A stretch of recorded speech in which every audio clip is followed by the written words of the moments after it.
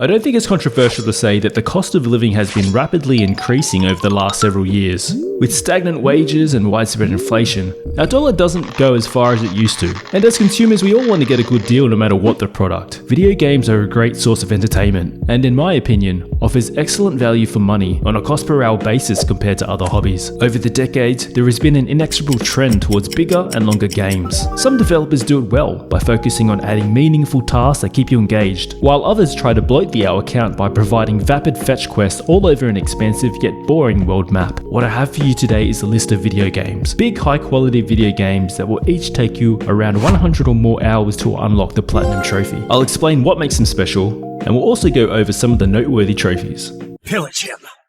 Satanael!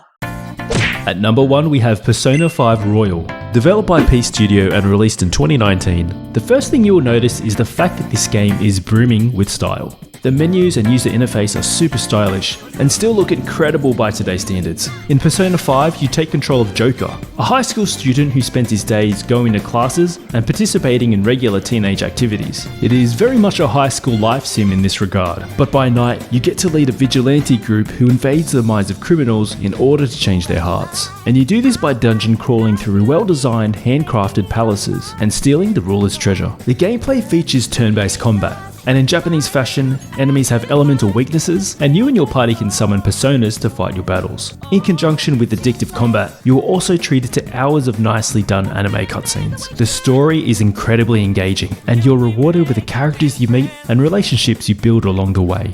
For a completionist run, you're looking at just short of 150 hours according to HowLongToBeat.com. Apart from the story-related trophies, almost all of the trophies are missable, and you'll want to pay close attention to the trophy Pure Perfection for maxing out all 5 social stats. This takes a lot of time and requires good time management as well as consistent work throughout your playthrough. The 5 stats, which are Knowledge, Guts, Charm, Kindness, and Proficiency, can be raised by doing various activities like reading, working part-time jobs, crafting tools, and much more.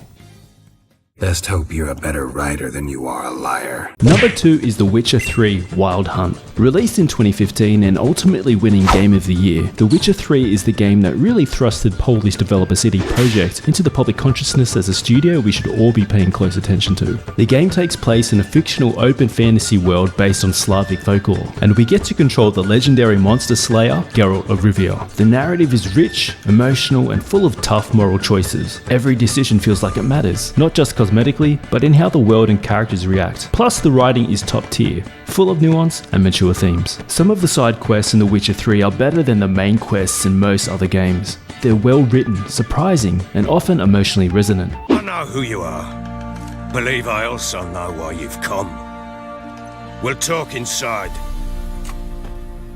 Combat in this medieval setting is a mix of action RPG as well as strategic adaptation. Your timing and preparation is rewarded, and you're able to exploit enemy weaknesses by using a combination of swords and magic.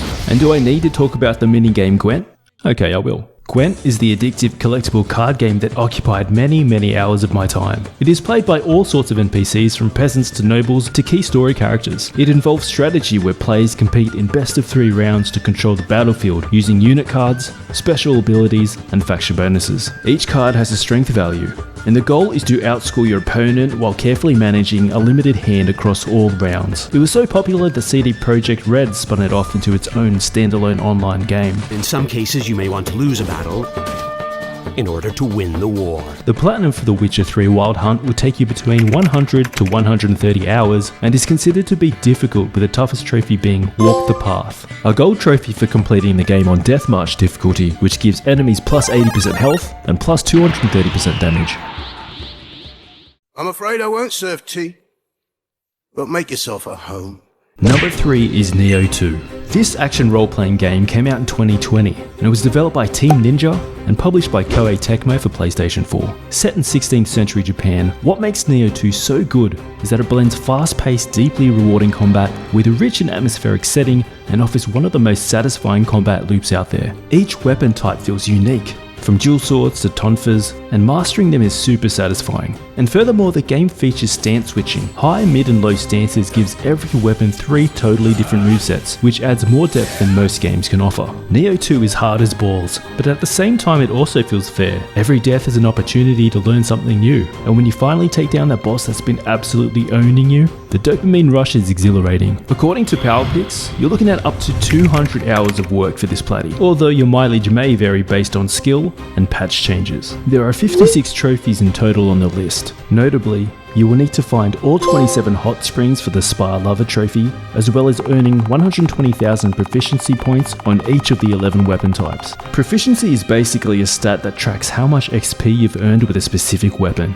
So for the Platinum, you are encouraged to master each weapon type. So if you like skill-based action, rich lore, and the rush of earning a hard-fought victory, Nioh 2 delivers in spades. Just a quick note to say, if you like this style of video and want to see more, please let Mr. Algorithm know by hitting the like button and chucking us a quick comment. Anything at all. Even, I don't know, even like a little random mushroom emoji will do the job. Thanks, and let's get to number 4. Either way, one of these days we're gonna have to kill her. But now is not the time. So number 4 is Metal Gear Solid 5 The Phantom Pain. Listed on PSN profiles as a 130-hour platinum, MGS5 is a must-play. The game features tactical espionage in an expansive sandbox. You'll infiltrate war zones in Afghanistan and Africa, and choose how to tackle each situation either by sniping, stealth, or all-out assault. For a bit of context, you play as Big Boss, who has just woken up from a 9-year coma. His intention is to build out a private army to exact revenge. Written and directed by Hideo Kojima, the story explores themes of loyalty and betrayal, and you are treated to plenty of high-quality cinematic cutscenes. There are loads of plot twists to enjoy, and as every mission has S-rank objectives to strive for the Elite Gold Trophy, MGS5 has endless replayability. There is also the Executed Trophy for completing all mission tasks. This is quite the undertaking. There are about a dozen different types of mission tasks, the standout one being listening to conversations. No doubt these are the worst tasks in the game.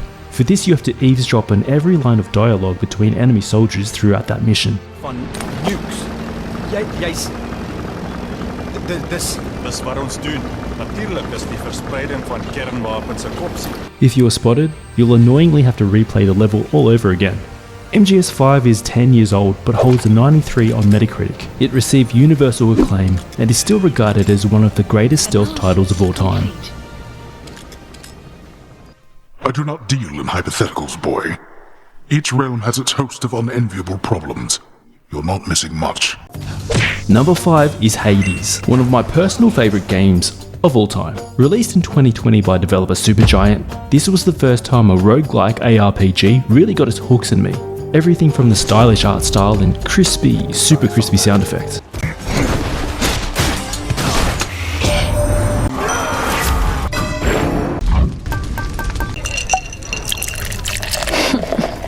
Seriously, the sound design on its own stands out in my memory, and some of the tracks on the OST rip so hard they've got a permanent place in my Spotify playlist. So Hades, if you didn't already know, tells the story of Zagreus, the son of the ancient Greek god Hades, who is the god of the dead and king of the underworld. The whole conceit here is that Zagreus is stuck in the realm of the underworld and is told by his father that escape is impossible. Does that stop young Zag? No, it doesn't. Your goal is to reach Mount Olympus, and to do that you have to battle your way through 4 beautifully designed floors with about a dozen or so procedurally generated chambers on each floor. As you progress, you'll make decisions on which chambers to enter and defeat for the prospective reward in order to build out Zagreus and make him stronger. You do this in a variety of ways, but predominantly you'll adopt the powers of your Greek god relatives, Zeus, Poseidon, Athena, Hermes, etc. They're all aiding you in your quest despite the wishes of Hades. Of course you will fail many times and have to start over, but each attempt will reward you with a charming character conversation, a little bit of meta progression that gives you a permanent buff to help you in your future runs, or a story beat. And let me tell you that the secrets and plot twists in this story are incredible. So, how many times have we been going at it like this, Zagreus? You tired of me yet?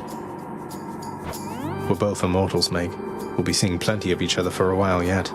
I've come to welcome these occasions. The narrative backbone in this roguelike makes you just as compelled to keep playing as the addictive and super smooth combat. In terms of game length, How Long to Beat has the completionist playthrough down with an average of 98 hours off of 1200 votes. So yeah, technically not quite 100 hours, but very close to it. Some of the trophies require you to finish the game with punishing modifiers that handicap Zagreus while buffing his enemies. You'll also have to complete an escape with each of the 6 different weapons, as well as achieving max rank for each of the keepsakes, which are equipable items that give you bonuses. Hades is a powerful lesson in game design. It is a perfect example of how you get noticeably better the more you play, and encounters you first thought were impossible soon become trivial if you just put in the time.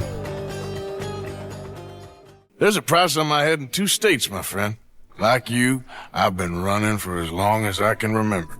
And finally at number 6 we have Red Dead Redemption 2. I think I'd get flamed if this wasn't on the list. If I had to describe Red Dead 2 in one word, it would have to be immersive, the thing that all developers strive for. But in this case Rockstar did it masterfully and really deserved GOTY in 2018. Suffice it to say that you aren't just playing a game in Red Dead Redemption 2, you're living in a meticulously crafted world where every town and every character feels real. Your actions are intentionally slow and methodical. A big contributor to this immersion is the AI, as well as the choice and consequence. The NPCs don't just stand around waiting for you to talk to them, they notice you, they react to your behaviour. Walk into a saloon covered in blood, folks will comment on it. What kind of gruesome business you been in? Stare at someone for too long, they might confront you or back off nervously. Oh, okay, alright then. Even the wildlife reacts smartly. Predators stalk prey, animals flee if you fire a gun nearby, and your horse gets nervous around snakes or gunfire. It's not just reactive AI, it feels emergent, developing in real time right before your eyes. And in regards to choices, it isn't just binary, it's deep and it's layered. There's a morality system that affects your story. If you help someone on the side of the road, they may reward you later in a completely different town. The game remembers your choices, remembers your actions. So the systems are top tier, but so is everything else. The story? One of the best stories in the history of gaming. It's not just a western, it's a tragedy, a character study, and a slow burn drama. The protagonist Arthur Morgan is layered, torn between loyalty and personal redemption. What about visuals? Oh yeah, they're pretty fucking awesome too. The level of detail is ridiculous, and is still compared to current games today 7 years later. Okay, and gameplay? Yep, deeply satisfying. Hunting, brawling, gambling, fishing, gunfights. It's a slow-paced game, sure, but again, it's because you are encouraged to live in this world and not just rush through it. The Platinum will take over 200 hours. The Gold Rush trophy wants you to earn 70 gold medals in story missions. Gold medals are earned by completing all listed requirements in one playthrough of the mission. Requirements are things like not taking damage, having a high shooting accuracy, or completing a task within an enforced time limit. The Best in the West Gold trophy is for attaining 100% game completion. It's a big dirty list of things. I won't mention everything, but you know, you've got your story missions, location discoveries, the compendium you've got to fill out, heaps of stuff. And of course you need to get to rank 50 in online multiplayer. That itself will take around 30 to 40 hours. So what did you think of this list? Do you have any of these platinums? And what other 100-hour platies would you like to have seen here? Let me know below. Until next time, thanks for watching, happy hunting, and GG.